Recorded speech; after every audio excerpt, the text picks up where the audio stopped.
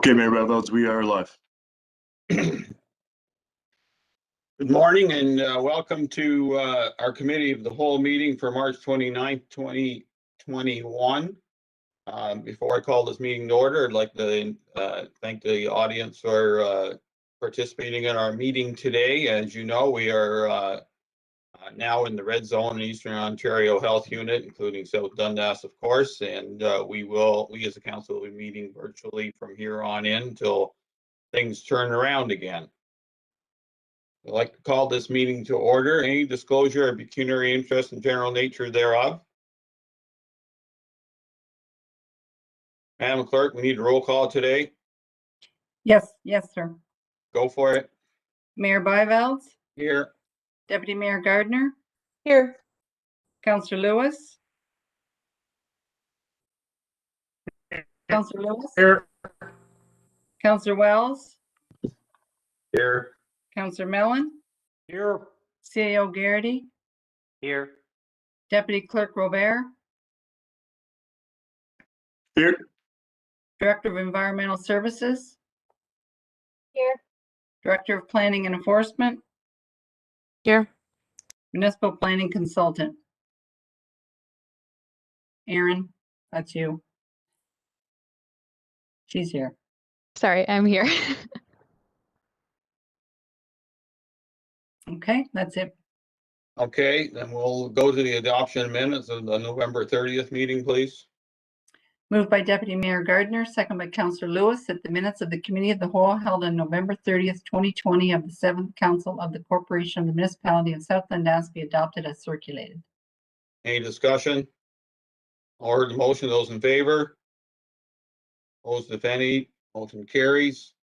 We'll move on to 4 discussion items. First one this morning is a key information report on short-term licensing bylaw, which is in draft form right now, and I'll call on Nicole to present her report, please.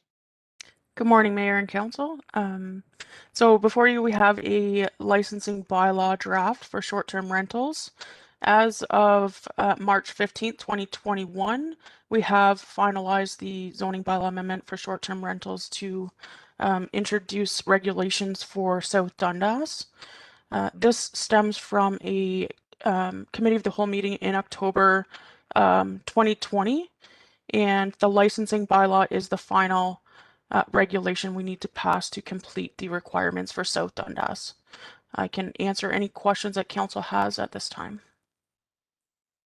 Okay, so council has gone through it. As you go through it and you have issues with any sections of the proposed bylaw, please state the section and express your concerns. Deputy Mayor Gardner.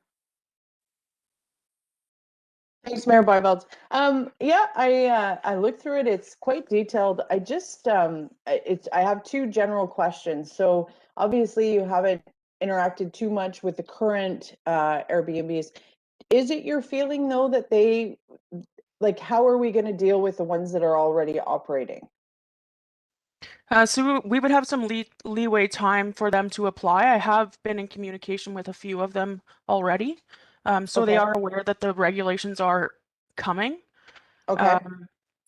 And I've also limited the fees. So a lot of other municipalities are charging over $1,000 for a one-time fee. And for Okay. South Dundas, I don't feel like that's realistic.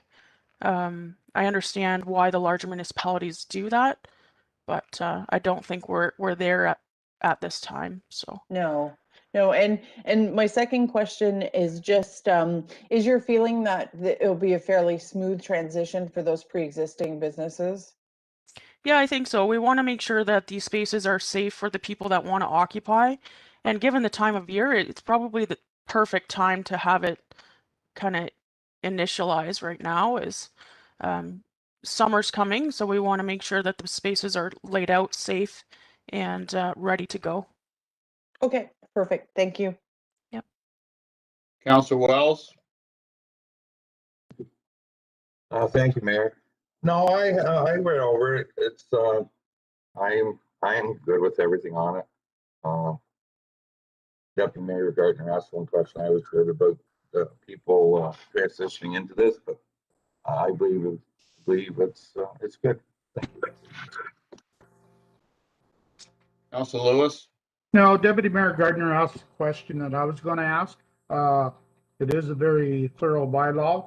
And I think it looks good. I read it a couple times to make sure. So no, that's it for me. Thanks, Mr. Mayor. Councilor Mellon? Nicole, in their section 2.3, only buildings that have been occupied as a single detached dwelling for a minimum of 4 years shall be eligible for a license. That'll not sort of eliminate anybody that, within the last year or two has bought a house, or am I reading that right? That, you got to have occupancy for 4 years before you can offer, Yeah, so that short-term only rentals? applies to brand new homes. So if you're just building a brand new home and you haven't lived there for the 4 years, or we could change that number. Under the building code, that determines basically the life of the home. So anytime they want to do renovations, it's no longer a new home, so they could do compliance alternatives, which is easier to renovate for short-term rentals than it is going back and doing a complete new unit. That's kind of where that comes from. So if you move into a home that's been there for 20 years, you can start right away? Is that what? Correct. Okay. Yeah, that Alright. doesn't apply. Okay. Also, fee, section 4, where are we? 4.5. Find it myself. Will that be a one-time fee for a 3-year, or will it be a yearly fee? I think I read later on in there, I'm just going by my notes as we've been through here.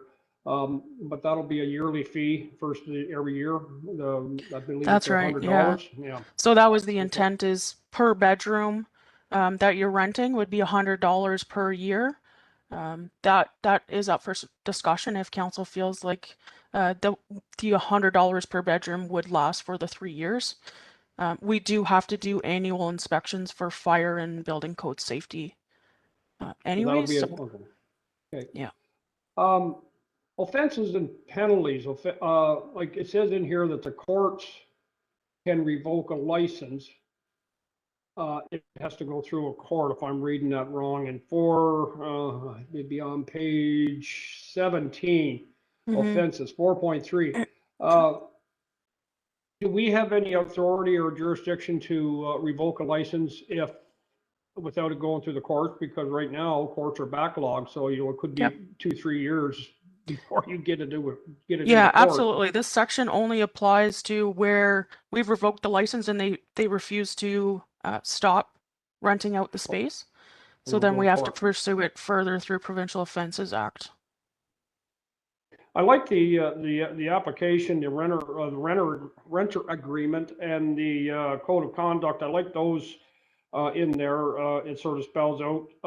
I guess for the inspections, it's $100 per room. Like if you had 4 rooms and they're all ready at once, like, I mean, that'll be on top of their licensing fee. No, so that is the licensing fee. That is the licensing fee, the $100 per room. Yep. Okay. Inspections all right, I can live with included, that. I just thought that was for the inspection. No. Okay. No. All righty. I don't think I have anything else, Mayor Byvelds. Okay, thank you. I do have some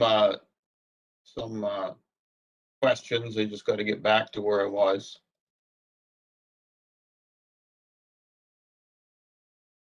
Okay, first of all, I will say it's a very thorough draft bylaw. I think it covers a lot of concerns that some residents had, or even foreshadowing some concerns that might come down the road. So I had the same question as Councillor Mellon on 213 on the 4-year eligibility, and now that Nicole has explained it and makes it go from a new house to an old house, that makes logical sense. Are you expecting these homes to have have an ESA, either recent inspection or re-inspection every time, or is that an annual thing or once? No, so that's only once when they're doing the upgrades. So whenever they have the electrician in to do the lighting or whatever they're doing to make the unit rentable, they would have to provide proof of ESA compliance inspection. Okay, what if they're not doing any new work? Will they still have to have an ESA inspector come through? Only if they're required to install, say, smoke detectors, but now you can have smoke detectors with a lithium battery, so they don't have to be hardwired in. Okay. I think 19 got covered. 19, my concern was about garbage and how we as a municipality are going to deal with it. Since it may generate more waste than our limit, I want to make sure that those who are operating and those who rent know what our rules are and how much, how waste will be dealt with. If it's significant, I think there might be some challenges depending on the size of the unit. If it's just our normal amount, I guess that would be sufficient, but if it gets beyond that, that has to be dealt with. I know it sounds like a broken record on waste, but I don't think that one's going to go away on us.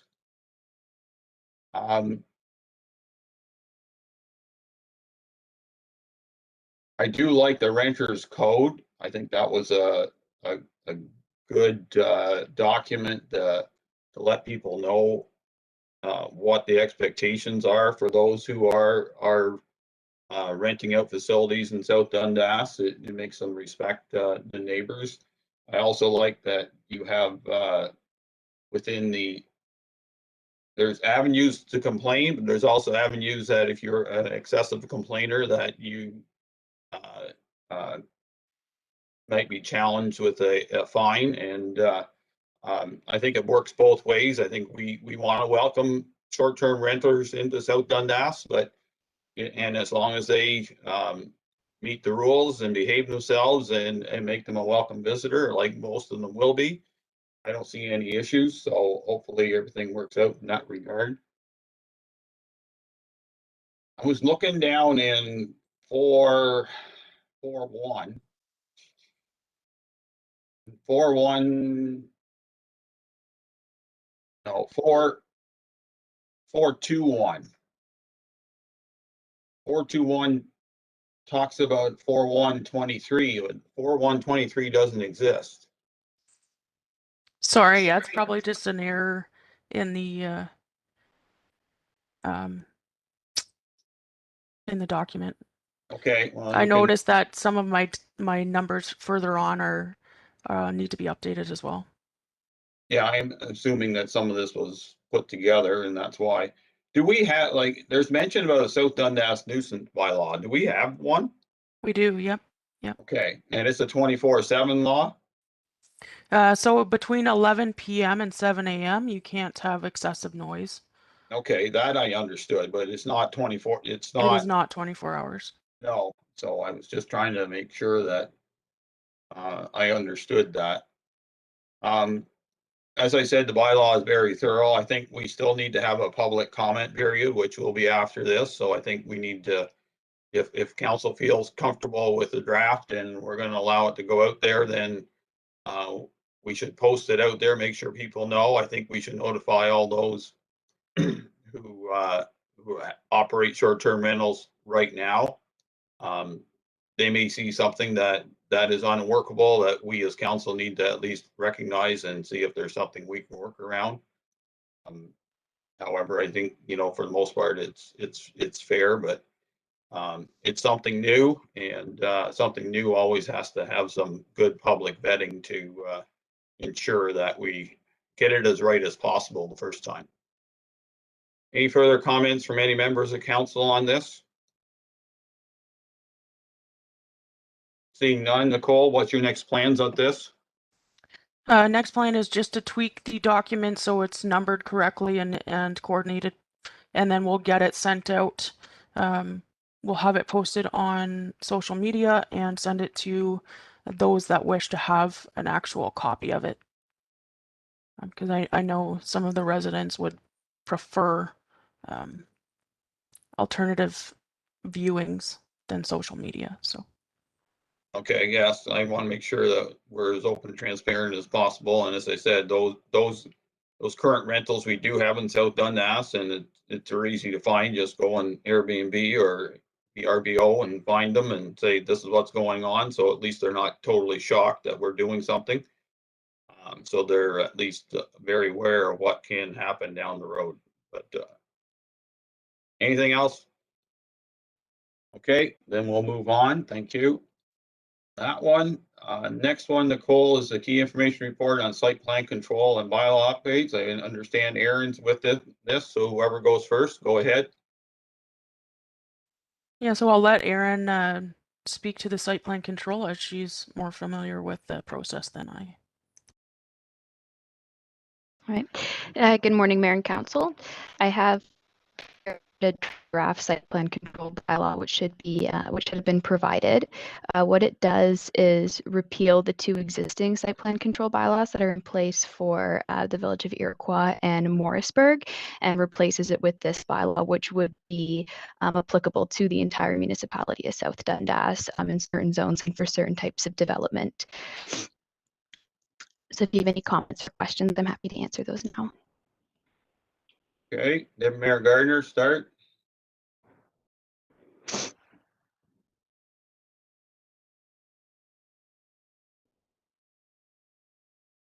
Okay, Mayor Gardner, are you still with us?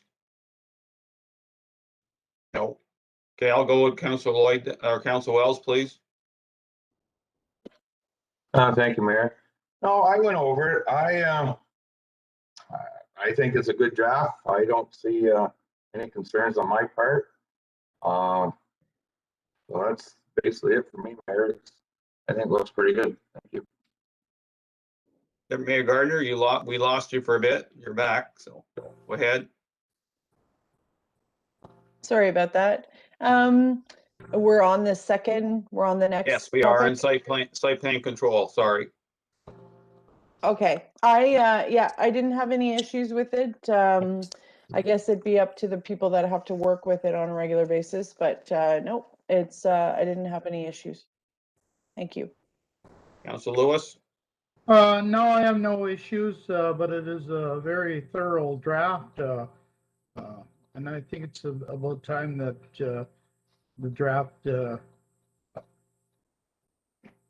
permitted everybody on the same draft instead of different bylaws altogether. No, I like this draft very much. Thank you. Councilor Mellon? Oh, yeah, thank you, Mayor Byvelds. Aaron, maybe you can clarify. I seen in definitions 1.15, minor deviation. What may be exempt from site plan review and approval? Patios, vestibules, signs, minor additions, etc. When I see that may be exempt,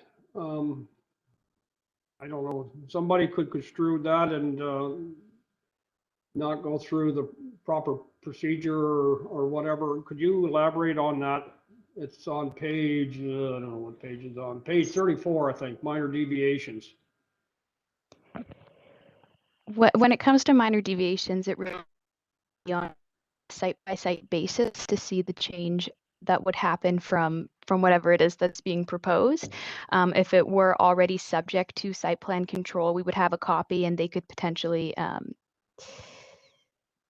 sorry, I'm just going to backtrack. If it's a commercial or large residential property, a property that's already subject to site plan control, what they're doing would be subject to site plan control. They'd have to demonstrate. But if it's just a minor change, someone's putting a deck on, someone's adding a shed, it's not going to change the overall function of the site, then we wouldn't require site plan control for that. So that's typically for a site that's already been developed and they're just changing a small aspect of it, but it would be on a site-by-site basis. We would have to see what is being done and what is being proposed. Okay, 3.14, exempt class of development notwithstanding, oh, get off my screen. sorry. The following exemption for site plan approval shall apply. You have in there commercial development less than 600 square meters, 6,000 square feet of gross. So would they be exempt if I'm reading that from a site plan approval or need to have a? That just jumped out at me. I'm just going by my notes, Mayor Byvells, as I go through here. Yep, that would be for the commercial development. If you have a development that's only going to be 540 square feet, it wouldn't be subject to site plan control. The same is for a mixed use development as well. These numbers, I believe it has to do with actually your building permit. And Nicole, you could correct me if I'm wrong, if I put in the wrong measurements, but there are different permits for different sizes. And if it's greater than 600 square meters, it's a larger building and requires a different permit. So that's where those numbers came from, but they can be modified or removed. Yeah, so I can speak to that. The 600 square meters is actually the difference between Part 9 buildings and Part 3 buildings.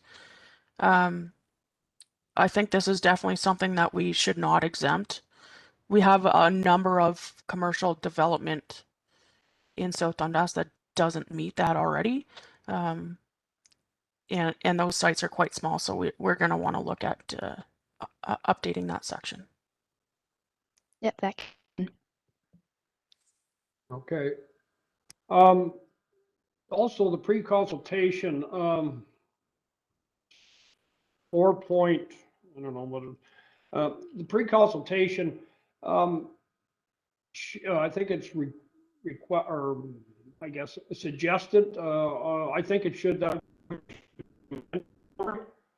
just to, cover a lot of bases and, check off a lot of things so we don't have things coming back on the staff and on the, council gets word of it too.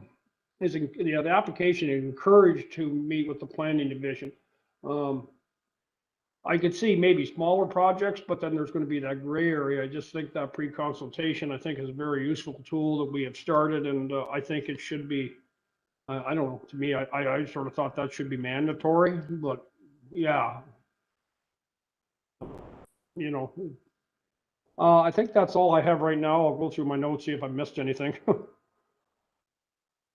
Okay, Nicole, is there anything else you've seen as under your purview as chief building official that maybe needs more tweaking? Something like Councilor Mellon had pointed out was something none of us would have picked out.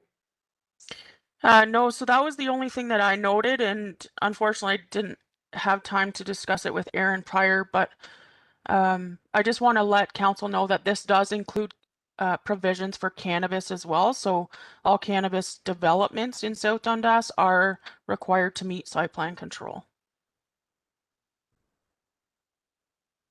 Okay, now that's generally in the commercial and industrial sector, correct? That's right. Okay. Yeah, and I think that's actually stated in our zoning bylaw amendment that it only applies to the commercial industrial uses. It doesn't apply to the ag. Okay. I believe the wording, it would apply to the ag as well, but I can cross-reference with the zoning in this one. Okay, so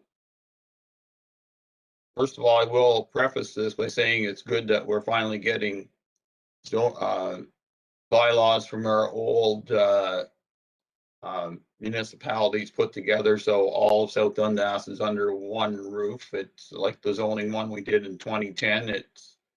It had to be done, but it's really helped in the last 11 years of zoning. I know for a fact that other municipalities are still struggling along, working with their old ones, and I'm not sure how fair it is when you're on one side of the line, you can do one thing, and your other side of the line, you can do something totally different. And I'm glad we're where we have to get to. My comment does speak to the exemptions, and I know the farmers are not going to be happy with me, but I need to pick on them a little bit. As of right now, none of the ag zones are caught in this. Is that correct? That's correct. Okay, so what do you do if someone wants to put up a grain elevator on an ag zone, which is ag related and can be done for site plan control? So we don't actually require site plan control, but it would apply to zoning setbacks, MDS calculations for existing, etc. The majority that we currently see are grain elevators or silos that are going in and do require minor variance or MDS calculations. So they are definitely going through the planning process. It just overall site, it's a limited impact on the whole development. So that's kind of why ag was not included in site plan control. Okay. Just in my thinking on, you know, like a grain elevator, like broad grain, setting up and, you know, where they set up is ag and everything works, but every once in a while you're going to have an ag set up, and I'm fairly confident that North Dundas does force large agricultural settings to do site plan controls, because I'm pretty sure that I know of one that was done west of Winchester that was fairly controversial to start as it was, and they had to do site plan control. So I'm not saying we need to do it on every circumstance, but there may or may, you know, if an ag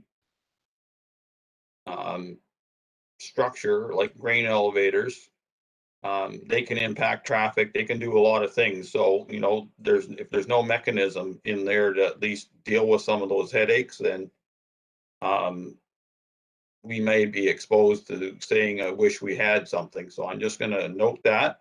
I don't want to do it per se on every time someone puts something up in the ag sector, but if it's large enough and it has potential to impact neighbors, I know there's MDS, I know there's everything else, but some of these operations down the road are going to get large. Some of them are large now and they're in the right spot, so they don't impact anybody else. But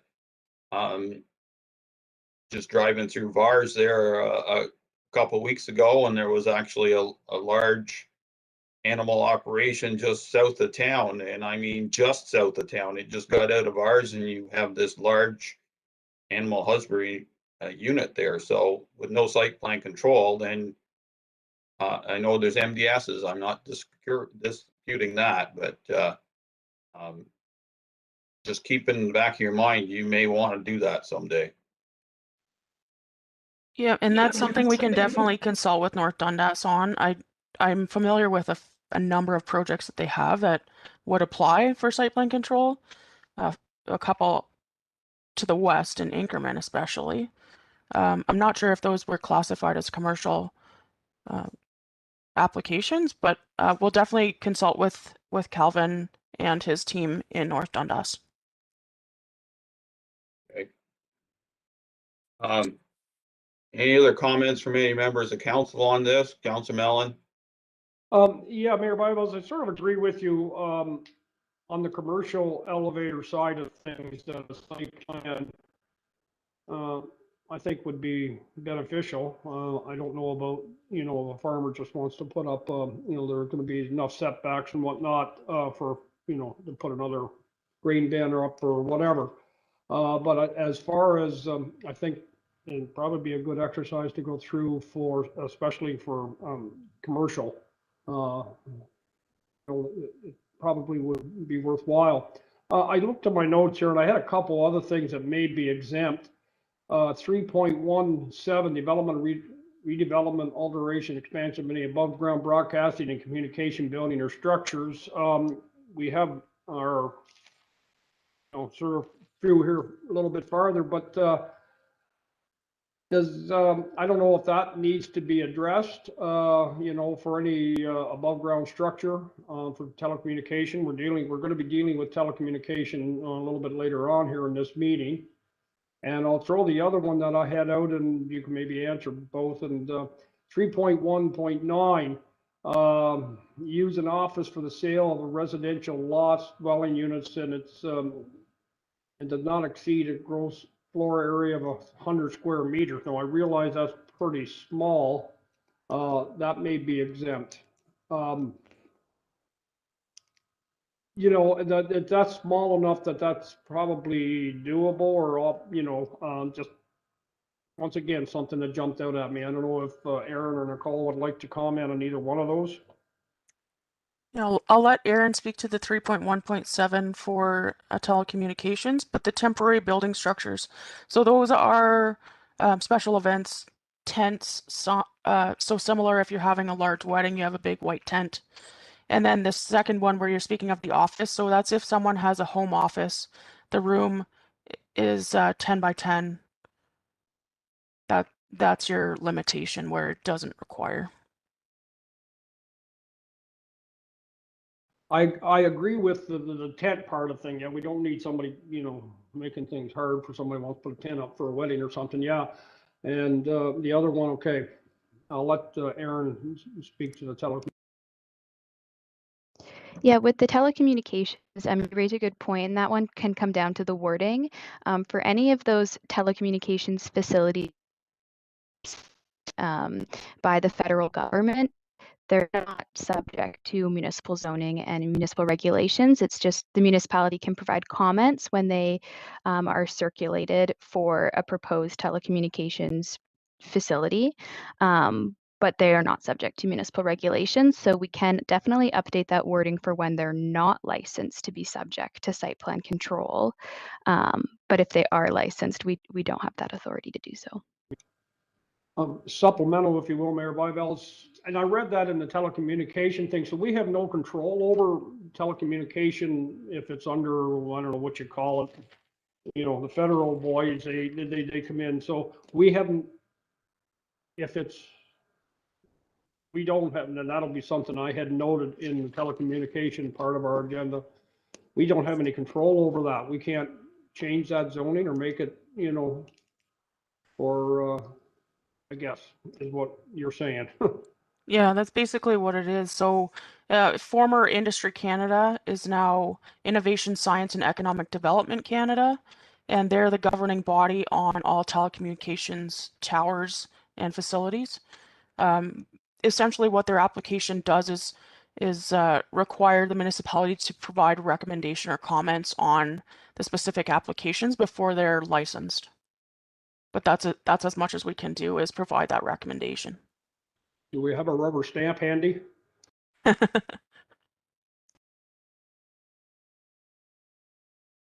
Okay. So on the look at other municipalities, including North Dundas, I don't expect to mirror North Dundas. Just get some advice from them, and whatever you feel is proper for South Dundas, then just keep all that in mind. Would that be fair? Yeah, we can do that. Okay. Anything else from any other member of council on site plan control?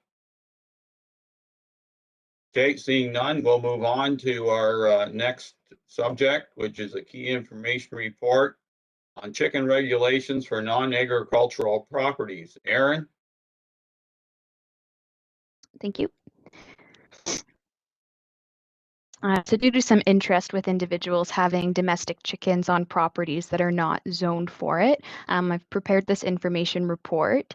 It does outline how some municipalities in the region and outside of the region have approached chickens in non-agricultural or rural settings. So we see that some communities have put in zoning regulations to allow them in specific zones. It would provide setback requirements for your chicken coop and a number of chickens that are permitted on a lot. You can also do a bylaw under the Municipal Act, which can actually regulate the keeping of animals and the keeping of chickens more so than what a zoning bylaw can do that is specifically for the use of that land.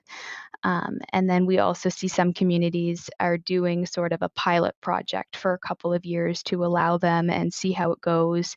A lot of these communities with the pilot programs have, you know, a temporary bylaw in place. They also collect permit fees for properties that are doing chickens in their backyards and have a limited number of properties that are allowed to do these more residential backyard chickens.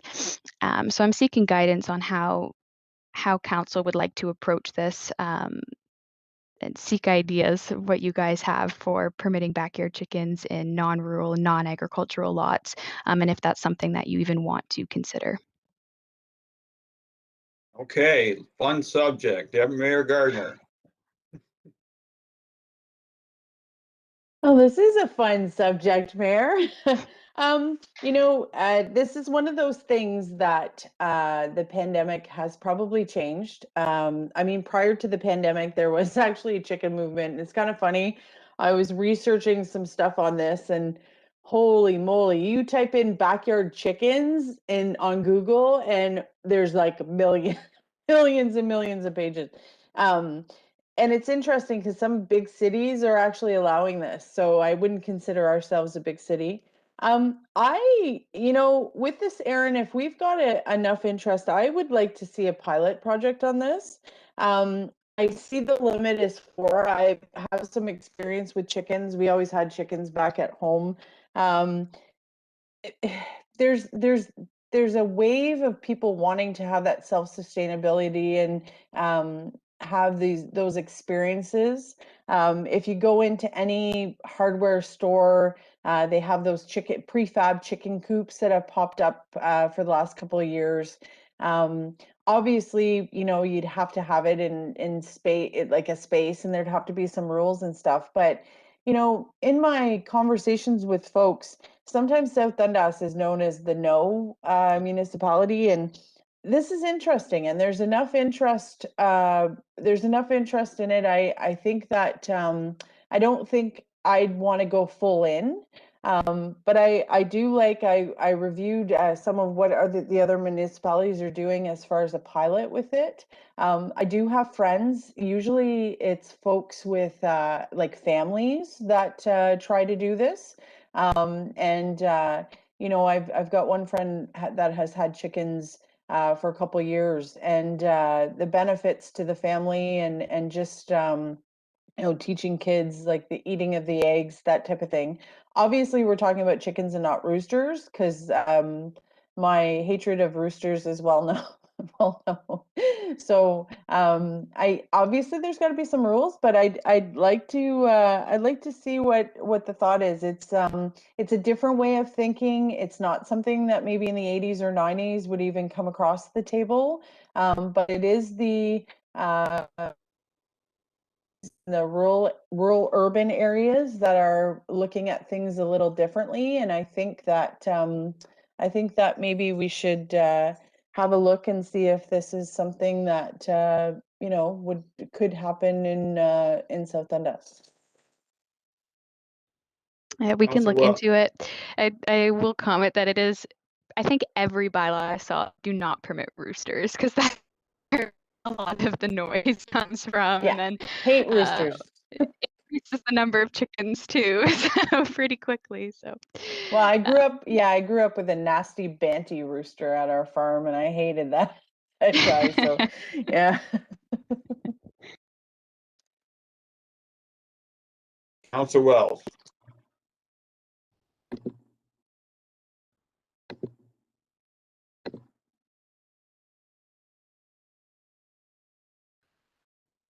There you go. Oh. You hear us, Councillor Wells? You seem like you're going out. Okay, I'll move on for now. Councillor Lewis, we'll deal with Councillor Wells when he comes back on. Well, I kind of agree with Deputy Mayor Gardner for a pilot. I know whenever I was a young boy being raised in the country, we always had chickens and lots of livestock. I think if it's regulated and the chickens are kept in a coop, chickens aren't noisy. As we all know, they cluck cluck here, cluck cluck there. It's the culprit of this situation is the good old rooster. He's calm before daybreak, and maybe in town limits that could be not good. But I don't have an issue with chickens. Teaches the young ones the lifestyle of animals. A lot of children most likely wouldn't even know what a chicken looked like whenever they seen one. But I can live with chickens inside town limits, but definitely no roosters. They're just a little bit too noisy for my liking. And that's about all I have to say on that one. Thank you. Turn it over to Councillor Mellon, please. Thank you. I guess I'm a little bit different. I can see this is going to open up a whole, what'll start out as a noble, novel idea, I can see soon just, sure, we could say we're going to limit it to 4 chickens, but 4 will turn to 8, 8 will turn to 16, because nobody will want to get rid of their favorite chicken. And, unless the lots, and I'm thinking of some of my family or in-laws, you got to have a lot of adequate size and a lot coverage area that allows you, to me, unless that lot coverage area is adequate enough and you can get setbacks from your neighboring property lines, no, because and the chicken coops, yeah, there's lots of nice chicken coops you can buy. I've seen them advertised and whatever, but I know somebody will stick up, something that'll be ungodly, and then we'll have everybody screaming, the neighbor will be screaming because somebody's got a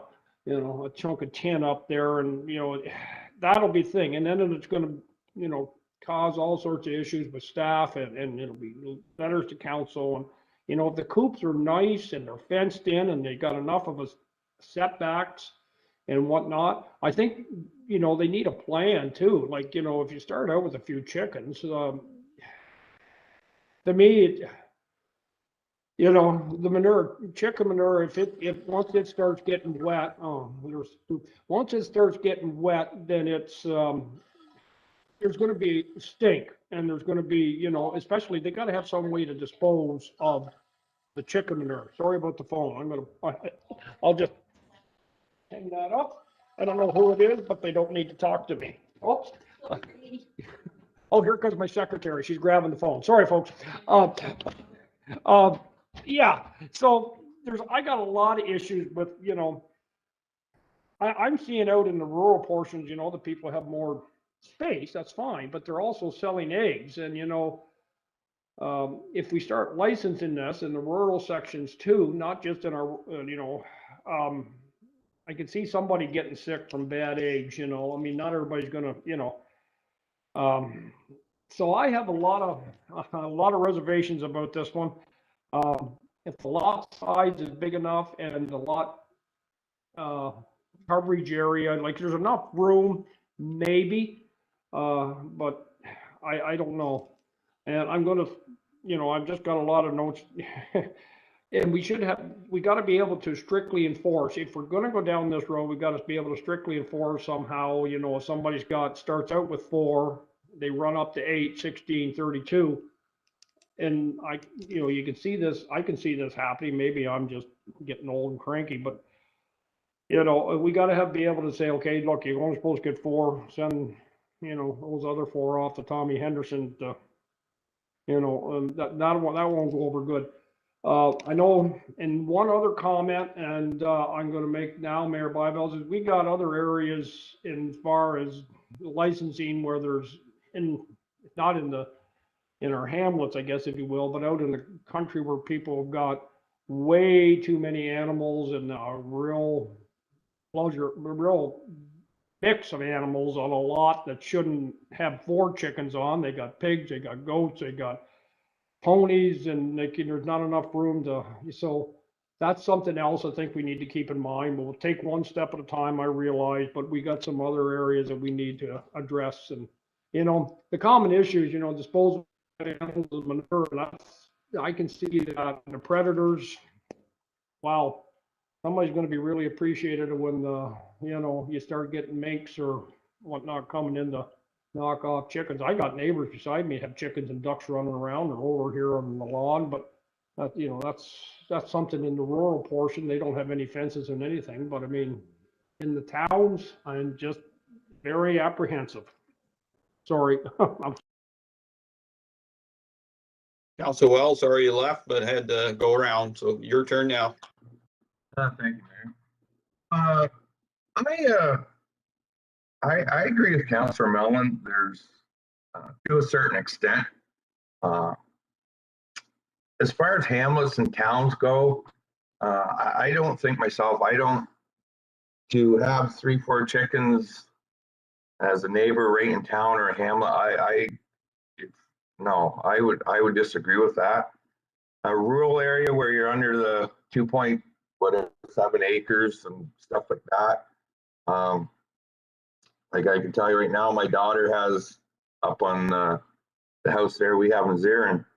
It's about an acre, and she has, I don't know, 5 or 6 chickens. They're in coops, and there's little fence stuff like that. I think if it's kept down, not going up to 16, 20, 32, in that case, you gotta get a hold of Tommy Henderson and do some have some chickens for the winter. But like I have a pilot plan, like Deputy Mayor Gardner said, is a good way we can start.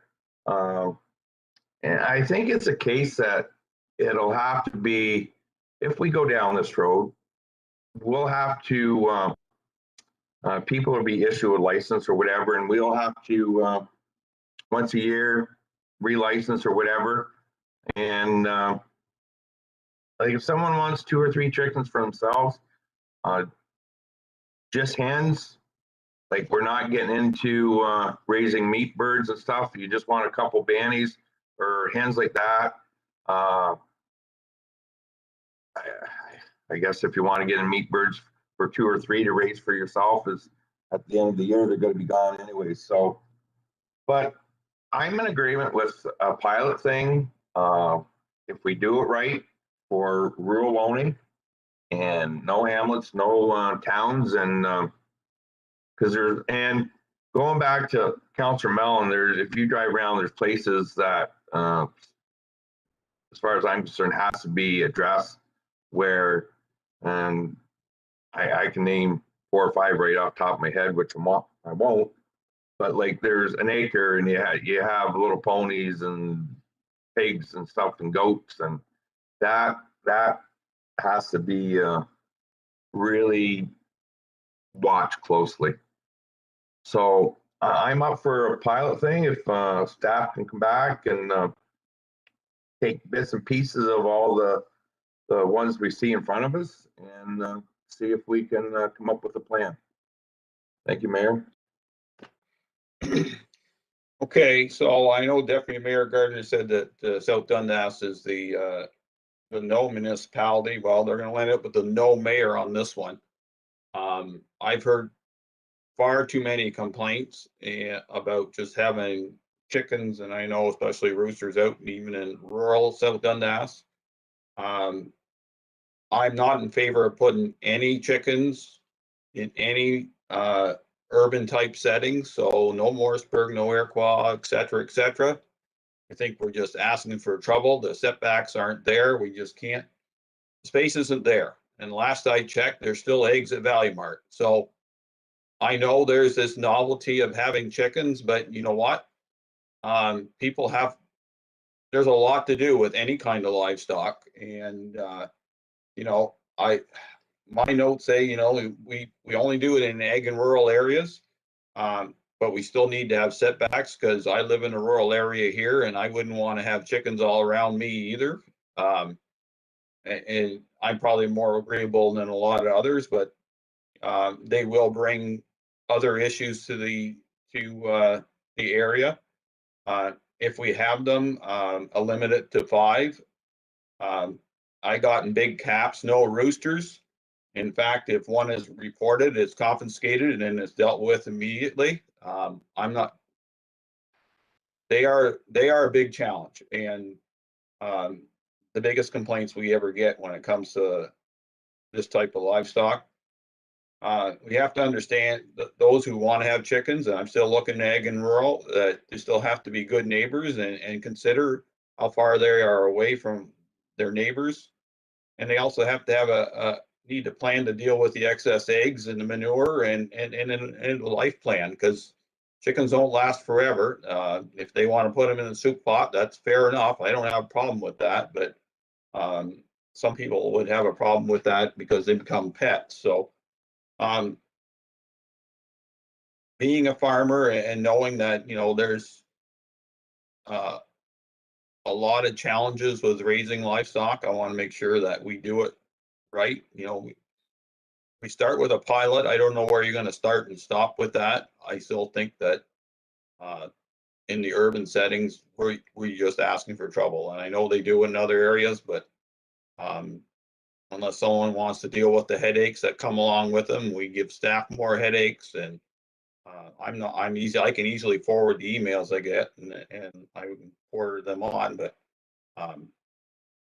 I don't see that as something that I want to support at this time. I do agree with Councillor Mellon and Councillor Wells that we may need to look at our hobby farm regulations and how we deal with them, and perhaps I don't have a problem having a hobby type farm in a rural or an ag setting if it's done with enough space to do so. A lot of them do have enough space, but then again, there are some that will put in fair sized barn in their backyard and they have nowhere to deal with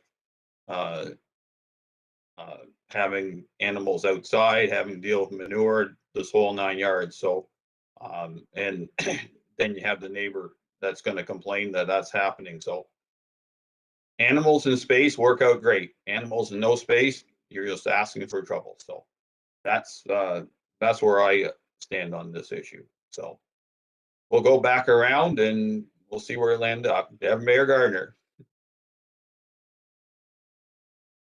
Okay. Yeah, like I said, I still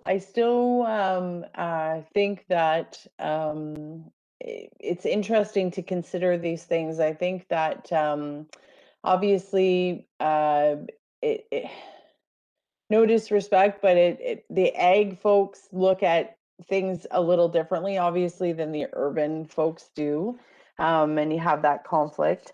I still maintain that for attracting and having people here, and I hear what people are saying. If this stuff's not, I'm looking at it under the lens of somebody who would do it properly, who would get the proper chicken coop, understands that they need to be wintered and watered, and lights and the predators and all that fun stuff. And there will be, to everyone's concerns, obviously there's always folks that just kind of fly by the seat of their pants, don't think things out, and it does become a problem for our staff. So I hear the concerns. I have no problem with it. But again, I'm looking at it through the lens of, could I have a small chicken coop in my backyard? Probably. And the neighbors probably wouldn't know, and the chickens would be cared for, and that type of thing. Is it something, is this a hill I'm willing to die on? Not really. If it's a pilot thing, and I do agree that some of our hobby farms in the area, there's some folks that do it really, really well and understand full animal husbandry. And then there's other people that, really cram animals in, and that, that could be a whole other ethical discussion about, how animals are taken care of. So, I like when stuff like this is brought to the table. It elicits conversation, and I do think it's quite interesting. And since it's been brought to the table, I will be watching some of the other municipalities that have allowed this in their urban settings to see, what if it goes smoothly. I mean, maybe 4 chickens isn't the answer. Maybe it's 2. I don't know. But no, I think my colleagues have raised some valid points. And like I said, I was willing to do a pilot. I don't see doing a pilot for the rural areas for chickens specifically. I was under the impression this was more in our towns. So while I think it's a novel idea and it would have been fun to explore, I'm okay either way. I do like to have an open mind on these things though, because things do change and people, different generations want different things. And I think it's important to at least look at it from all perspectives. So that's my only comments. Thanks, Mayor. Okay, we'll go around the same way. Council Lewis. I know where yous are coming from, but I still don't think there's any problem with anybody having 3 or 4 chickens in a coop in their backyard. You talk about brings all different kinds of animals to the towns.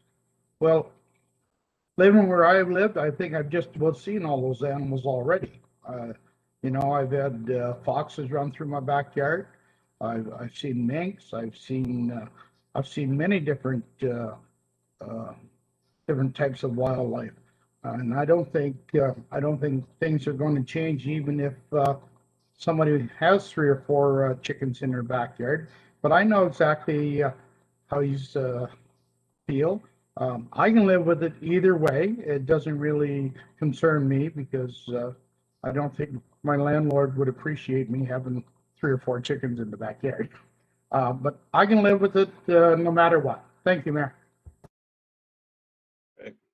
Council Mellon, now you got your interior decorating done. Thank you, and Clerk Brunt let me know that there was a little bit of a sunshine coming in. We don't have much of it the last couple of days. Yes, I still, you know, to me, in the towns and stuff, I think we're just, to me, I think we're just asking for trouble, and it'll start out with best intentions and whatnot, and you know, you'll have, as Deputy Mayor Gardner said, there's going to be lots that'll, take it to heart and, have nice chicken coops and fenced in yards and, do everything right. But for every 5 that'll do it right, there's going to be, 1 or 2 that, abuse it. And that'll, I'm just thinking we're setting ourselves up and staff up and council up, down the road. It just, so I would say no, not in our towns and in the villages. It's just, I think it's just, it's not a good mix. It's not a good mix, especially on smaller lots and service lots. That's where I have the big issue, I guess. It just, and it'll get people, it'll start off and then the next thing you know, somebody will have, it'll just get distorted to the point that I don't think it's worth it. Sorry, that's my opinion. Council Wells. Thank you, Mayor. Yeah, my mind hasn't changed. I agree with Councillor Mellon. The urban areas, hamlets and stuff like that, towns, all that, we don't need chickens. You're just going to start something where, like Deputy Mayor Gardner said, well, everything will be done right. Well, I think the numbers, 1 will do it right, and you'll have 5 that won't. Just it'll escalate, and maybe there won't even be interest in it. As far as the pilot thing go, I still think in rural we need a pilot because there's a lot of properties out there in rural that is underneath the map of the 2.7 acres. That even back where I live, like I got neighbors right beside me, and if one wants to have their 8-9 years ago, he's got an 1.75 acres and he had two head of cattle in there. It's just, I think for the pilot thing, it's good because we're going to have to, after the pilot, create a bylaw anyways for the rural area that if we want to allow someone underneath the 2.7 acres to have a limit to 5 chickens. Because I know last summer, and Mayor Byville can answer this, about there was a couple there in one place that there was a lot of chickens, and the homeowner was just, he was at the point where he was going to move, and they were in a rural setting. Maybe something in the pilot project, you could put in there that you have if your neighbors are within 300 meters or whatever, that they have to have a good reason that they don't want it. If there was maybe down the road, the neighbor at one point had it, they got out and got back into it. So maybe we can take that route too, that it's got to be kind of on a sign off. We can create our pilot bylaw any way we want, but I'm going to say yes for the rule underneath the 2.7 with a pilot thing for a year or 2 years, whatever we decide, and nothing for the hamlets or towns or anything like that. Okay, so direction of council this morning is no urban chickens at this time, but we do want to revisit our rural and ag zones and deal with the smaller properties and how what kind of density, what kind of animals we will allow on that to make the setback work and everything else. Aaron, your thoughts? Yeah, I could definitely look into doing some backyard chickens in undersized rural and agricultural lots. North had, I believe it was North Glengarry, they did a bylaw for undersized hobby farms in the rural and agricultural settings. So I did provide some bullet points on what they had in their bylaw. So a hobby farm would be for all animals, not just chickens. Would we want to go that route or stay strictly with the chickens in the undersized lots? I think we have to look at all facets of animal husbandry. As Councillor Wells said, I'm familiar with the property he's describing, and yes, he had some cattle on that. So was that right or wrong? Probably wasn't the end of the world, but we have to kind of, if he had 10 there, it would be the end of the world. So how do we deal with that? There's places that it works well. I think we have to be open-minded because hobby farming is something that I think is gonna, I wouldn't say take off, but it's gonna grow in rural Ontario. People are moving out to the country. They have some acreage. They think they can do whatever. But it still has to be reasonable in regard to their distance from other people. If somebody has a small lot and they're kind of part of an old farm, that may work better. Whereas if you're in a rural area where you literally house, then it doesn't work anymore. So it's that kind of, the balancing act between the two is what we'd like to see. I believe. I think there's, we want to see something, but not something that still has some flexibility to it, I guess. Okay. Any further comments from any member of council? Yes, Councilor Mellon, go ahead. I agree with what yourself and Councilor Wells is saying. And I think the one thing you got to keep in mind here in the 2 or 3 or so I know of, especially the one that I'm picturing right now, I'd have no idea where their well is and the amount of animals they got on that property, especially in the spring of the year. When you have, there's always a chance of polluting or contaminating a water source, if you will, that you're maybe not the only one on. So I think we need to look at that. I think we really need to address this, and I think this is a time now, not just chickens, but pigs, goats, horses. The list goes on in some of these lots. You raised some good points, Councilor Mellon, but our main concern is how it deals with how you affect neighboring properties, because that's where our concerns really lie, and how it may or may not disturb the enjoyment of somebody else's residence or property. So I know of somebody who has chickens that, they're down the road from the farm, but it's part of an old farm, so it works well. Other places it may not work. So, and same with any type of animal. I know there's somebody has several horses down the road, but they own 40 acres. So there's lots of room. Like there's places that works and places that don't. So how do we balance it out that, you don't have the guy, as I said, building the barn in the back 2 acres and having it full of animals all year round and having to deal with all the logistics that come along with it. Farming is a very worthwhile job, it's a worthwhile hobby, but there's a lot more to it than just putting some chickens or pigs or whatever in the backyard. They're going to spring up. We're going to have to watch it. We're not going to say no.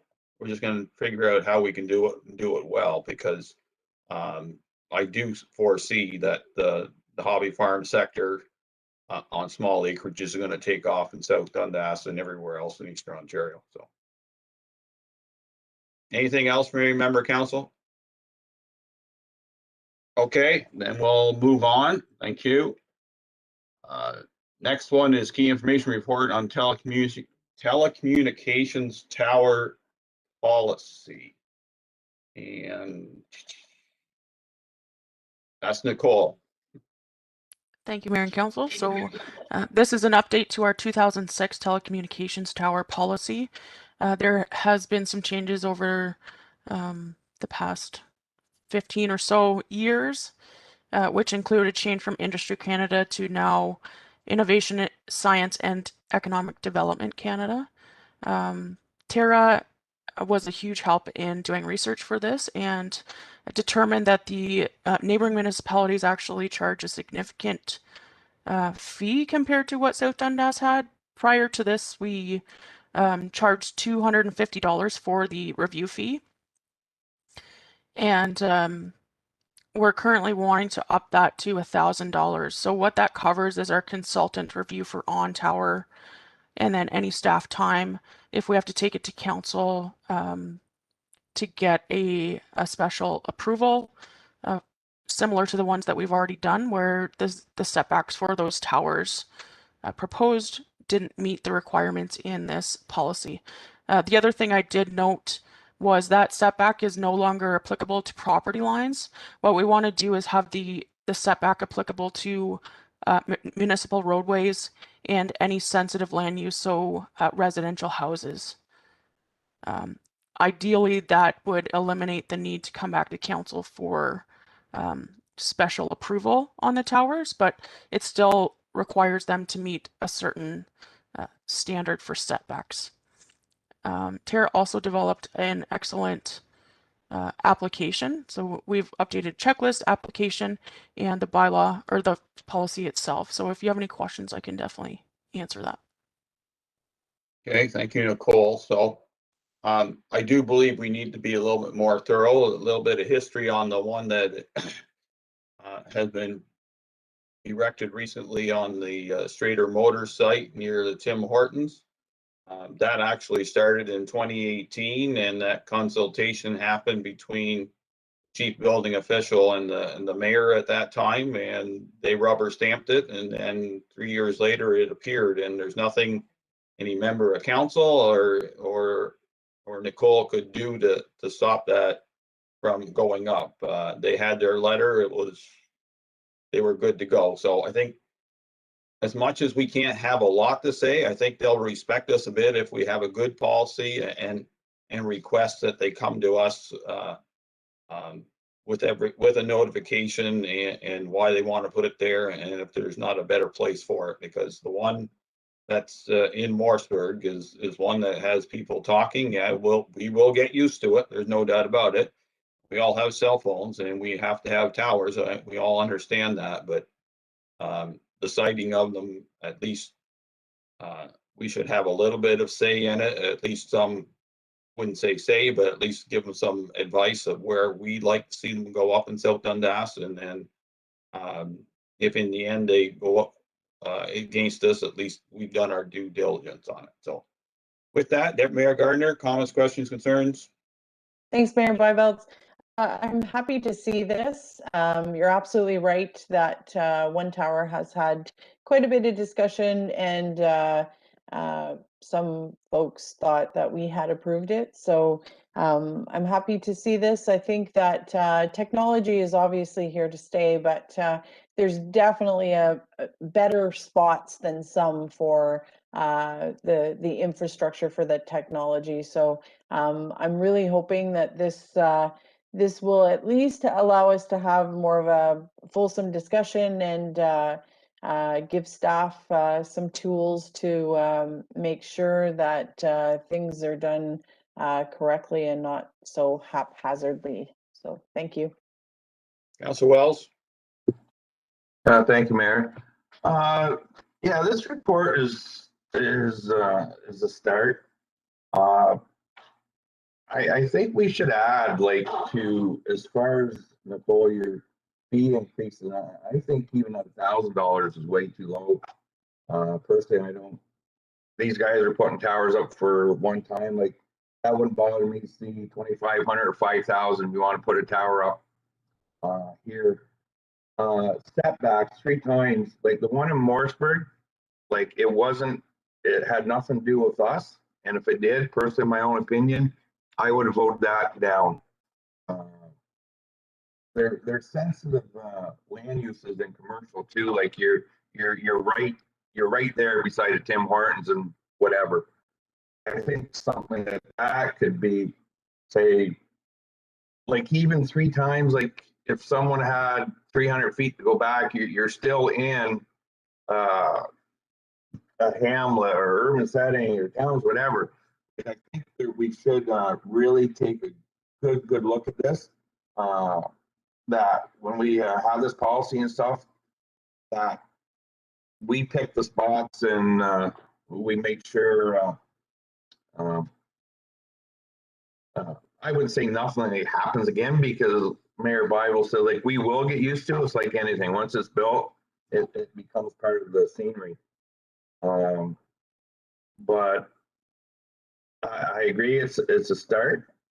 The fee increase, I would put it at, you want to build towers, these big players like that, $5,000 is more revenue for the municipality. You put up a tower and then pay close attention to all the setbacks, especially in the urban settings and stuff. And then it'll be something to bring back for discussion and go from there. Thank you, Mayor. Council Lewis? I have to agree with Councilor Wells. I think $1,000 is way too cheap. I think it should be a bit higher than that. And the tower between Straters and Tim Hortons, it definitely is a well talked about subject. You know, when you go through the drive-through, it's there. You can definitely see it. I think we should have setbacks because where it is located, it definitely wouldn't be a place that I would say, yes, put it there. I think it's more of an eyesore than it is anything personally, but that's my own feelings. And as you said, Mayor, we were not the council of the day that gave them the go-ahead. But I do like this this policy, but I also agree with Councilor Wells. I think $1,000 is that's just peanuts to these big organizations that want to put towers up. So if they want to put towers in our municipality, we make them pay. That's all I have to say. Thank you. Council Mellon? Yeah. Yes and no on some of what my colleagues are saying. I think we got to realize that that ISEDC, whatever that stands for, they can come in and overrule us anyways. And that's the part that really, yes, bothers me. If there's any way that we can put in there that we keep it out of our residential areas, I guess would be beneficial. Obviously, if we can keep it out of our hamlets or our towns and villages, obviously that would be great. But if we can't, we're going to have issues with that. In part 3, the municipal response, if any of those areas that we can make mandatory, especially 3.7, if the tower becomes obsolete or not used, it shall be removed. Is that mandatory that has to be? Because last thing we need is the one behind Tim Hortons. It's, they don't use it in 6 months' time. They let it go and it just sits there, and then you got this great big tower. Is that mandatory, Aaron or Nicole, that it has to be removed? shall be removed. Is that Yeah. strong enough wording? Absolutely. So they would definitely have to remove the tower within 90 days if they no Okay. longer were using it. And if I could just comment on that tower specifically. So with the setbacks that we currently have in this policy, the tower would not have been approved and we would have automatically went to council for determination whether or not that was a recommendation that council wanted to move forward with for Industry Canada. But in the end of the day, they could overrule us, could they not? Yeah, technically they could. Yeah, and, you know, there's enough people shoving this, and if these big corporations, let's be, these guys got lots of bucks behind them, and they're looking at the dollars and cents. I don't know where, you know, we don't have a lot of bite in this, unfortunately. The people want their, you know, cell towers and whatnot, and these big corporations know that there's money behind it, and, you know, they'll put the pressure on feds, and the feds are gonna, I'm hoping that's not the case. It'd be wonderful if they would work with us, but, you know. The only other thing I got, Mayor Byvells, is any towers that require guide wires, like the one that behind Tim Hortons, I believe, is a freestanding tower. But if you get into some of these towers that are even taller, or for whatever reason they need to have the guide wires, you know, the triangle type, you know, that come out, is there any other way that we can regulate them? Because obviously they're going to take up a bigger footprint. Like, I mean, you can have 300 meters and setbacks 300 meters from them, but you got the guide wires coming down and sticking out, you know. Is there anything in there? I know I read it in there and I've been trying to find it, Nicole, and, you know. Yeah. Yeah, so the guide wires would be part of their proposal, so they have to provide us with a fairly detailed site plan, and it has to be contained on the subject property. So they can't. So for instance, the one beside Tim Hortons, if they needed guide wires, there's no way they'd be able to support it in that area on the one property. So those guide wire, where their footprint, if you go for the guide wire basis, would have to fall within the setbacks, right? correct, yep. Good. That's all I got, Mayor Byvells. Okay, so, what I've noted down here is that we don't want them in our urban zones, but, you know, industrial, I think, is at least an opportunity. We've allowed one in Iroquois in the industrial sector. If they did one in our industrial sector, I think that we'd be, I think, more open to it. We already have a bell tower that's west of Morrisburg. It technically is not that far away from a residential area. So I know they're just, and as for the fees, I think fee has to be, I don't disagree with upping it. It still has to be fairly reasonable, because someone will, you know, I'm not sure where we can legally charge and can't charge, but to be fair to both sides, it would be reasonable. I don't know if 5,000's a little greedy, but 1,000 is probably not enough. I still like to have them all at least run by council's desk. I know that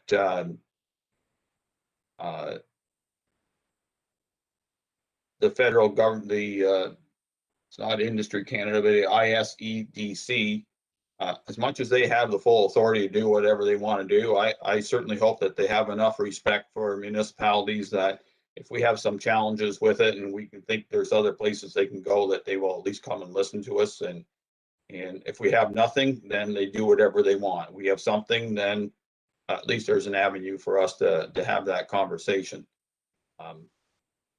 Better that than what's happened in the past, and I'm certainly in favor of doing this and going forward with it. Any other comments, questions, concerns from council? Okay, that's it for that.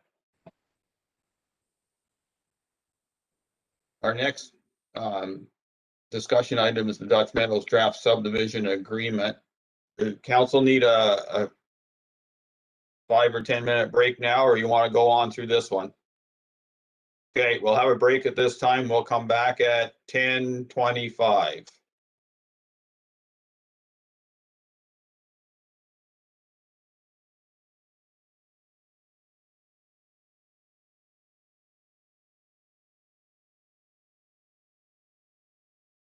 Sorry, Mayor Beville, just to clarify, did you want me to stop the live feed?